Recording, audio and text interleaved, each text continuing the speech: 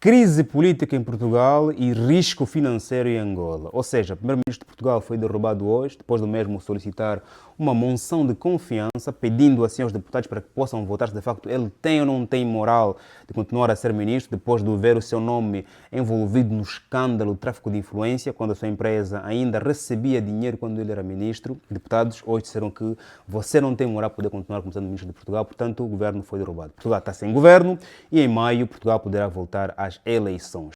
Ponto. Em Angola há um risco financeiro porque, para além da informalidade que há na economia angolana, ou seja, há muito negócio em Angola que funciona longe do sistema financeiro e fiscal, dos bancos e dos impostos, pode também dizer que há risco de fundos ilícitos entrarem no sistema financeiro angolano, porque Angola não tem uma lista de pessoas politicamente expostas para poder aqui controlar a lavagem de dinheiro, o tráfico de influência, dinheiro ilícito na economia angolana. Ou seja, inclusive, dinheiro sujo pode comprar dívida de Angola e pode, inclusive, em Angola comprar vários ativos, porque temos um mercado completamente exposto a esses riscos.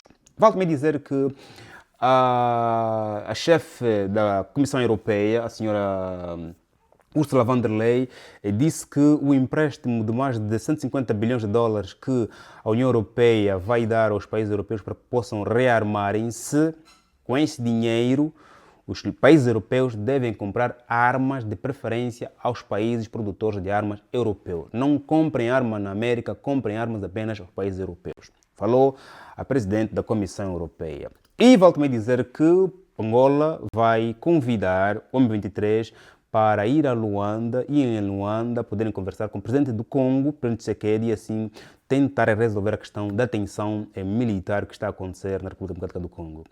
Depois de aqui no canal, imensas vezes nós falarmos sobre a importância da presença do M23 nas conversações para a paz na RDC, vimos agora aqui em comunicado o presidente angolano a dizer que vamos convidar o M23 para poder aqui conversarmos em Luanda, por isso aqui assim podemos encontrar uma paz para a RDC Congo. Ponto. Faz like, meu irmão, neste vídeo antes que te esqueças, se inscreva no canal, ou melhor, verifica se estás inscrito e se não estiver inscrito, por favor, inscreva-te ao canal, faça like e partilha também, se faz favor. Se você é empresário e tem uma empresa, coloca a sua marca aqui para ser vista por mais de 1000 pessoas todos os dias, por mais de 1 milhão de pessoas todos os meses, e assim claramente aumentares as tuas vendas e também claramente marcar o teu posicionamento. O teu negócio, o seu negócio tem de ser visto. Portanto, coloca aqui, este é o meu Instagram, este é o meu e-mail, que falarei contigo sobre as formas de contrato. Quero também te convidar para fazeres parte do meu grupo privado, a Cérebros Comunidade, lá onde a pessoa recebe todos os dias uma lista dos principais acontecimentos do mundo. Assim te tornarás a pessoa mais atualizada do teu circuito, sem contarmos com os textos de reflexão que eu envio de manhã, onde escrevo sobre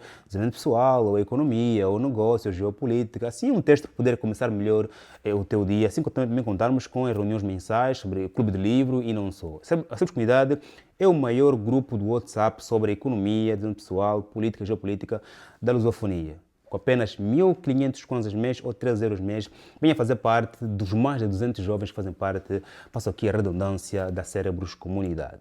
Ponto. Sem mais voltas, em relação a Portugal, vale dizer que é engraçado que em Portugal, há um mês, levantou-se um escândalo sequencial sobre os deputados do Chega. Um deputado foi acusado de roubar malas no aeroporto, outro deputado do Chega foi acusado de menor, outro deputado foi acusado de consumo, de conduzir sob efeito de bebida alcoólica, e depois começou-se o caso sobre o primeiro-ministro de Portugal. Portanto, há um conjunto de escândalos que primeiro atuaram sobre o Chega, depois outro escândalo sobre o PSD, partido que governa Portugal. E, claramente, acabou por acontecer este desastre. Portugal é a terceira vez em 3 anos que o governo português cai. Ou seja, é a terceira vez que no governo do presidente Marcelo Rebelo de Sousa o governo cai. A primeira vez caiu porque não houve consenso no Orçamento Geral do Estado. A segunda vez caiu por causa do escândalo que envolvia o primeiro-ministro, também em casos de corrupção e também tráfico de influência. E a terceira vez que agora também está a cair em função de tráfico de influência. O primeiro-ministro de Portugal, Luís Montenegro, está a ser acusado de ter as suas empresas a funcionarem, ok? E o primeiro-ministro tem uma empresa de auditoria e também de venda e compra de imóveis. Dizem que a sua empresa estava a receber dinheiro de uma empresa de jogo e casino e isso poderia influenciar para que essa empresa de casino ou de jogos pudesse renovar a sua licença com maior facilidade, e também acusava-se a empresa do primeiro-ministro de também fazer parte do jogo ainda de compra e vendas de imóveis. Vai dizer que em Portugal há uma crise imobiliária e se o primeiro-ministro tem uma empresa que compra e vende casa, claramente, e o primeiro-ministro ainda está a beneficiar dos ganhos dessa empresa, apesar dele ter dito que passou para os seus filhos, claro que levantou-se um caso de tráfico de influência e em Portugal não é possível que o primeiro-ministro ou qualquer político tenha atividades comerciais. O primeiro-ministro decidiu, sobre várias ferramentas que existem ao seu redor, decidiu, de preferência, impor uma moção de confiança para que os deputados pudessem aqui dizer, de facto, ele tem ou não tem confiança, ou se há ou não confiança política para que ele pudesse continuar a governar Portugal. E os deputados votaram, chumbaram, ou seja, você não tem confiança, nós não confiamos em você para poder não contar como ministro. Assim, Portugal fica sem governo até maio, quando realizarem as próximas eleições. Há o medo agora para muitos é que o Chega chegue a ser governo em Portugal em maio. Não se sabe se de facto agora André Ventura vai retirar a sua intenção de concorrer à presidência no próximo ano, porque ele também disse que ia concorrer às presidências. Ou então agora vai desistir de concorrer à presidência e concorrer ao primeiro-ministro. Há aqui duas escolhas. Ou o Chega vai ser governo em Portugal, ou o PS vai ser governo em Portugal, porque o PSD, tenho dúvida que de facto volta a ganhar as eleições em maio. Mas estaremos aqui para comentarmos passo a passo sobre quais serão as pessoas que poderão apresentar candidatura, tanto no PSD, no PS, no Chega, no Livre, Iniciativa Liberal, no Bloco de Esquerda. Voltarei aqui para claramente poder comentar cada candidato, claramente os próximos passos da política portuguesa. Isso afeta Angola? Sim, afeta Angola, afeta a África, a depender de quem será primeiro-ministro amanhã em Portugal, porque também isso aqui poderá fazer claramente e poderá influenciar as relações que Angola tem, que mesmo Moçambique tem com Portugal. Okay? Se o próximo governo em Portugal for o PS ou o PSD, relações continuarão na mesma, mas se for, por exemplo, chega claramente a relação de África lusófona com Portugal, será como agora a relação que Trump está a ter com o resto do mundo. Ou seja, primeiro nós, depois vocês, claramente será muito bom ou muito mal para os países africanos, dependendo do proveito que têm recebido de Portugal. Lições que podemos tirar? O tema que vou falar agora sobre os PEPs em Angola tem muito a ver com Portugal, com o que está a acontecer agora com a crise política em Portugal. Ou seja, Portugal levou tão a sério esse problema que se nós também em Angola levarmos a sério esse problema ligado à ausência de uma lista dos PEPs do mercado financeiro angolano, claramente o governo angolano já teria caído. Ou seja, para além, né, da informalidade, ou seja, quanto mais empresas, negócios funcionam longe do sistema financeiro e fiscal, quanto mais empresas... Aliás, em Angola havia uma fase em que as empresas de Mamadou e dos chineses não aceitavam pagamentos assim, por cartão multicaixa, ok? Só queriam em cash. Por quê? Porque o seu dinheiro não passava ao sistema financeiro. Era lavagem de dinheiro aquilo, ok? Quando você vai 1, 2, 3, 4 vezes a uma loja, essa loja não aceita pagamento cartão, só quer em cash. Há ali possivelmente uma lavagem de dinheiro, ok? Porque alguns podem fugir claramente os custos de manutenção e não são, mas quando é frequente, é todos os clientes, claramente ali é a lavagem de dinheiro, ok? Qual é o problema em um país não ter uma lista dos PEPs? Os PEPs é o quê? Uma lista das pessoas politicamente expostas, ou seja, os políticos não podem ter atividade financeira. Ou seja, se por exemplo um deputado ou um ministro receber 1 milhão de euros na sua conta bancária, havendo essa lista no Banco Central e de bancos comerciais, haverá já um alerta. O deputado X recebeu $1 milhão, não sabe porquê. Se calhar esse dinheiro aqui esse deputado vai usar para financiar um grupo terrorista, por exemplo. Ponhamos que na conta de um deputado da oposição entre 2 bilhões de dólares. Angola não vai saber porque não tem uma lista de controle dessas pessoas. Temos, por exemplo, na conta bancária de um deputado do MPLA ou entre 3 bilhões de dólares. O governo angolano não vai saber porque não há essa lista. Portanto, a menos que exista e não é exposta e não é apresentada no mercado financeiro geral. Porque aqui a expansão está a dizer que um dos problemas graves de Angola é que a ausência de lista nacional sobre pessoas politicamente expostas, vulgarmente conhecidas como PEPs, ok? Constituem um risco mais elevado de branqueamento de capitais no mercado de capitais angolano. Outro risco maior é que que, não havendo esse controle, podem comprar dívidas do governo angolano com dinheiro ilícito, podem financiar a economia angolana com dinheiro ilícito. Alguém pode entrar no nosso país, comprar terrenos, carros, muita coisa no país, mas com dinheiro ilícito. Outro risco é que pode-se também financiar conflitos em outros países usando os nossos nomes. Portanto, o ministro X, na conta dele entra 3 milhões, com esse dinheiro compra-se armamento, envia-se para o país, isto tem conflito. Portanto, há muitos perigos para a economia local, para a segurança nacional, ok? E também, claramente, depois gera outros problemas ligados a, né, aqui, a fuga de investidores. Como é que vai investir num país onde não há compliance, não há acompanhamento rigoroso sobre quanto entra, quanto sai, quem são as pessoas que recebem esses dinheiros, os chamados ultimate beneficiários. Isso claramente pode espoletar mais corrupção, lavagem de dinheiro, fuga de investidores, claramente, ok? E o uso do sistema financeiro angolano para fomentar outros crimes em outras nações ou então mesmo internamente.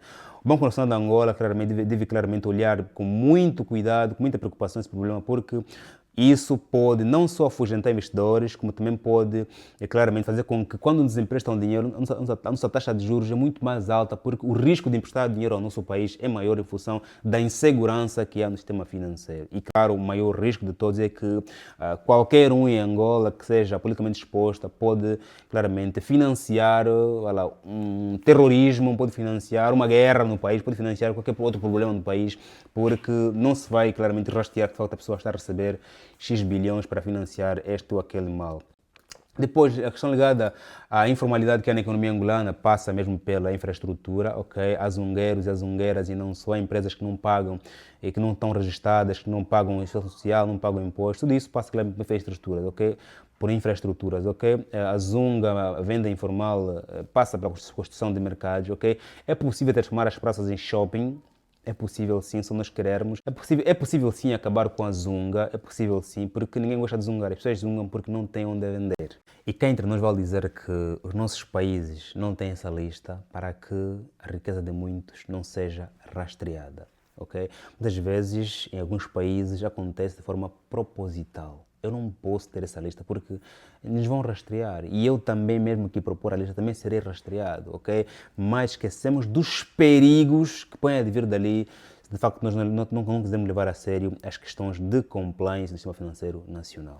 A chefe da Comissão Europeia, Ursula von der Leyen, pede aos países europeus para comprarem a arma do dinheiro que vão receber da empréstimo da União Europeia apenas aos países europeus e não à América. A América costuma ser os países que mais fornecem arma para a Europa, mas aqui a Europa está apenas a responder à América na sua própria moeda. Assim como também a China, o Canadá responderam à América na sua própria moeda. Eu acho que Donald Trump veio para apenas acabar com o globalismo, acabar com a globalização e isolar-se. E está a conseguir isolar-se, ok? Portanto, aqui a Europa, ao comprar armas apenas nos países produtores de armas na Europa, vai claramente robustecer apenas a economia europeia. O dinheiro, os 150 bilhões de dólares, vão circular na economia europeia.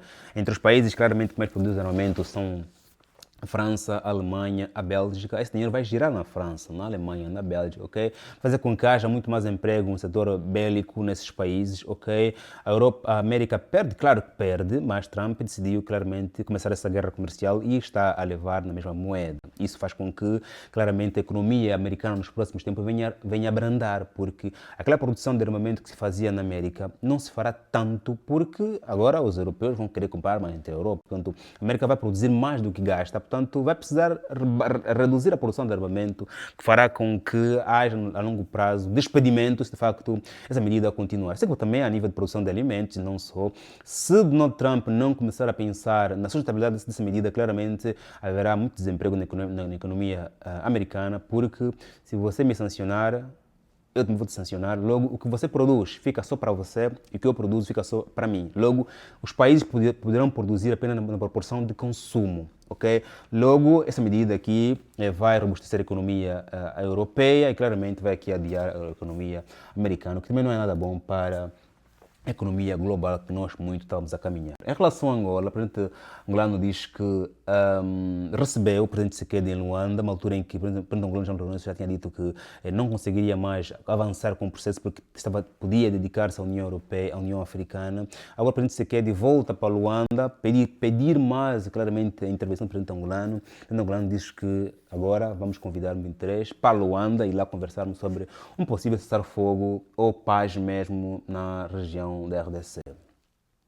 Essa matéria, vale aqui dizer que dependerá se de facto o M23 vai aceitar o convite para ir a Luanda. Aceitando, claramente será um avanço, mesmo que não aceitando, será um avanço para cessar fogo, para a paz na RDC.